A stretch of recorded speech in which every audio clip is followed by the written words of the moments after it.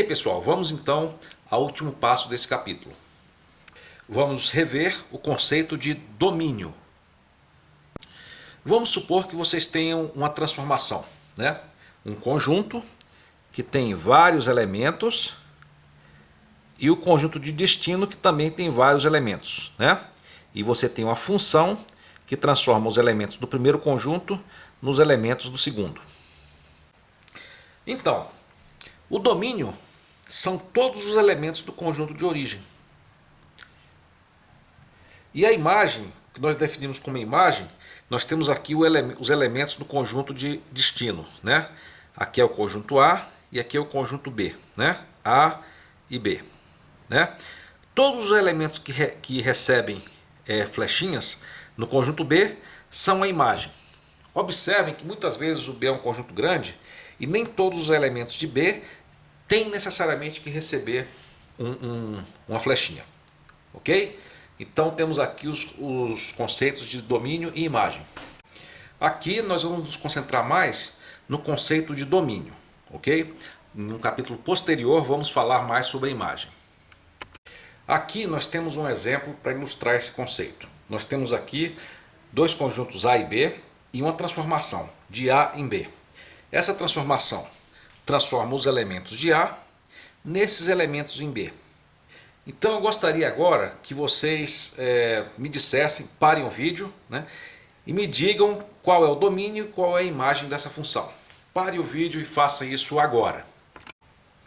Ok, pessoal, se vocês acertaram, aqui está a resposta, né? O domínio são os conjuntos 1, 2, 3 e 4, né, que são os elementos do conjunto de origem, e a imagem são os elementos de B, do conjunto de destino, que recebem flechas, né? No caso o A e o B, né? O C, embora seja do conjunto de destino, não recebe flecha, então ele não está na imagem, ok? Vamos em frente então. Ok, pessoal, aqui temos a outra representação daquela mesma função. É aquela em que você representa o conjunto A, todos os elementos do conjunto B, e na função você lista cada uma das relações, né? Cada um dos relacionamentos entre os elementos de A e B. Então, o 1 no A é transformado em A no B, o 2 é transformado em A, o 3 é transformado em B e o 4 é transformado em B. Ok? Então, olhando para isso, onde é que são listados aqui o domínio? Parem o vídeo e me respondam isso agora. Ok, então vocês viram que o domínio, né, são os elementos que aparecem aqui, né? Mais ainda, né? Eles só aparecem uma vez cada um, porque você não pode ter duas flechinhas saindo do conjunto de origem. A imagem são todos os elementos que aparecem no segundo termo, né? Esses sim podem repetir, porque o conjunto de destino, o conjunto B, pode receber mais de uma flechinha, ok? Se você não entendeu, pessoal, pare o vídeo e leia de novo. É importante que isso aqui tenha ficado claro. Vamos em frente. Pessoal, por favor, parem o vídeo e leiam esse trecho com atenção. Pare o vídeo e leiam agora. Ok, o que temos aqui? No cálculo, a gente trata de funções de números reais em números reais, tá? Você não faz o relacionamento de um conjunto de elementos no outro conjunto de elementos. Vamos ver isso aqui rapidamente? Então, o que você tem é uma função, né, que é o conjunto x de todos os reais, né? Pode ser de todos os reais, né? Vamos desenhar aqui. Tá aqui o x, né, que são todos os reais, né, positivos e negativos. E aqui temos o y, né? Então, para cada número x, né, ou pelo menos para uma parte da região dos números x, você tem o y relacionado. Então, por exemplo, vocês lembram da função linear, né, da reta? Para cada x você tem um y correspondente, né? Então, o que você faz é transformar os números no eixo x e os que passam pela função se transformam nos resultados no eixo y. E o gráfico é o chamado gráfico de uma função. Então, qual seria o domínio dessa função? O domínio seriam todos os números aqui que podem ser transformados, né? Que podem ser aplicados à função. Todos os números x que a função aceita. E a imagem são todos os valores de y nessa função, né? Todos os que recebem alguma transformação no conjunto de destino formam a imagem do conjunto. Ok? Vamos em frente então. Ok, pessoal. O que acontece? Muitas vezes você tem uma função dos números reais x projetando no eixo y, mas nem sempre você pode aplicar essa função a todos os x.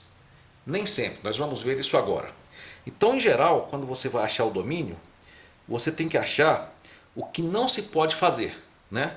Tentar determinar o que não se pode fazer, né? Tem muitas coisas que você não pode fazer com várias funções. Por enquanto, vamos estudar só duas. Uma delas é ter uma função que seja um número dividido por zero. Isso não deve acontecer. Outra é você tirar uma raiz par de números negativos. Por exemplo, raiz quadrada, raiz quarta, raiz sexta de números negativos. Isso não pode acontecer. Ok? Vamos ver então exemplos disso e onde isso se aplica. Mas se lembrem que esse não é as únicas coisas que não se podem fazer. Em outras funções, como as senoidais, as funções logarítmicas, tem várias coisas que também você não pode. Mas depois que a gente estudar essas funções, nós vamos ver essa limitação. Por enquanto, vamos nos concentrar nessas duas. Dividir por zero e tirar a raiz par de números negativos. Ok? Vamos lá então. Bom, pessoal, temos aqui um exemplo de uma função. F de x é igual a 1 sobre x. Então, como é que é essa função, né? Vamos representar ela aqui. Aqui você pode representar, por exemplo, o x, o eixo x, e aqui o eixo y ou f de x, né? Vamos ver. Quando o x for, por exemplo, um número pequeno, né? 1 sobre 0,1. 1 sobre 0,1 vai ser 10, né? Quando o x for 5, né? 1 sobre 5 vai quando for 1, vai ser 1, né? Então, para cada x que você tiver aqui, você vai ter um outro y que vai ser 1 sobre x. Se você fizer com cuidado o gráfico, você vai ver que vai dar uma coisa assim, né? Quando o x aumenta, o f de x aumenta também, diminui. Ok? Então, esse é um gráfico. Para os números negativos também, mas a gente vai ver essa função com mais cuidado depois. O que eu queria perguntar é o seguinte: será que essa função você pode aplicar qualquer valor de x a ela? Pare o vídeo e pense um pouco. Ok, o que vocês acham? Existe um valor em que o x não pode ser aplicado? Claro, né?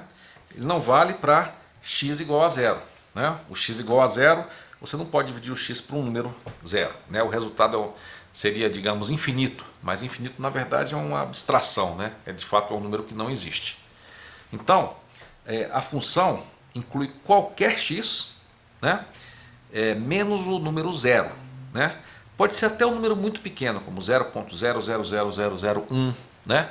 Se você substituir aqui, ele vai ter um correspondente.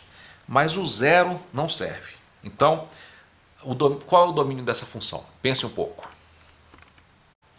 Então, pessoal, qual é o domínio da função? Simples, né? O domínio são todos os números reais menos x igual a zero. Ok? Todos os números reais menos o x igual a zero. Então eu pergunto para vocês, como é que eu indico isso na linguagem da matemática? Vocês se lembram? Parem o vídeo e tentem representar esse trecho aqui na linguagem da matemática. O trecho que diz todos os números reais menos x igual a zero. Pare o vídeo e faça isso agora. Por tantas vezes